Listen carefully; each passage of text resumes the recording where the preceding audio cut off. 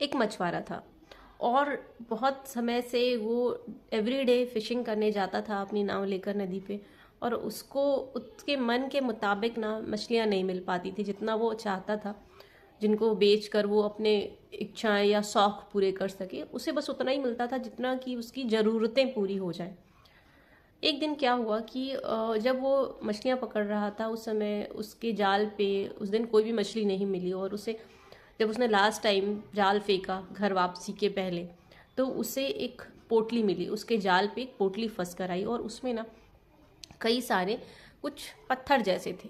पर वो चूंकि वो दिन भर से वो इतना निराश हो चुका था, अपने दिन भर के थकावट के बाद उसके पास कोई मछलियाँ नहीं थी और उसके दिमाग पे एक ही टेंशन था कि आज मैं जाकर क्या खाऊंगा, क्या करूंगा और क्या होगा आज जो मैं घर जाने के बाद।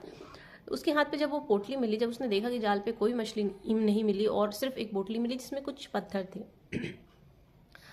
उस वक्त वो इतना चूंकि सैड था या कह ले बिल्कुल अपने माइंड पर सेट नहीं था। उसके बस मन में एक ही विचार था कि अब मेरा क्या, आज का क्या, और क्या लाइफ ऐसे ही चलेगी। उसने देखा कि उस पोटली में जो भी पत्थर थे और उन पत्थरों को बस वो इसी विचार करता गया और नदी में बैठे बैठे अब फेंकता गया एक एक पत्थर को। अपनी नाव पे बैठे बैठे उसे टाइम हो गया, रात होने का समय आ गया। जब उसने पोटली के सारे पत्थर फेंक डाले तो अंतिम पत्थर को फेंकने से पहले उसने ध्यान से उस पत्थर को देखा। और जब उसने उस पत्थर को देखा तो उसने ये पाया कि जो पत्थर है ये सामान्य पत्थर नहीं है, ये कुछ अलग है। उसको उस पत्थर में कुछ असामान्य लगा और उसने ये सोचा कि ये क्या था। फिर उस पत्थर के साथ वो वापस आया। शाम को जब वो अपने घर पहुंचा, पहुंचते वक्त रात हो गई। अगली सुबह वो उस पत्थर को लेकर गया अपने आसपास के जो जौहरी थे उनके पास। उसको उसने दिखाया तो उस जौहरी ने वो बताया कि वो जो पत्थर तुम्हारे हाथ पे है, ये जो तुमने मुझे दिखाया है, ये एक नीलम पत्थर है। जैसे ही मछुआरे ने ये बात सुनी तो उसकी तो जैसे पूरे दिमाग से हवाइयाँ उड़ने लगी।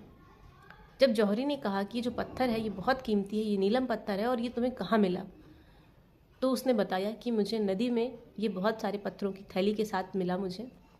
मैंने सारे पत्थर नदी में फेंक दिए क्योंकि उस समय मैं अपने विचारों में उलझा हुआ था कुछ। ये अंतिम पत्थर पर जब मेरी नज़र पड़ी तो मैं इसको लेकर आया अपने साथ। उस दिन उसने बहुत अफसोस किया, उस मछुआरे ने, कि उसने जितने भी पत्थर नदी में फेंक दिए किसी और विचारों के चलते, वो सारे नीलम थे। और अगर वो सारे पत्थर वो लेकर आता तो शायद वो उस दिन करोड़पति बन जाता।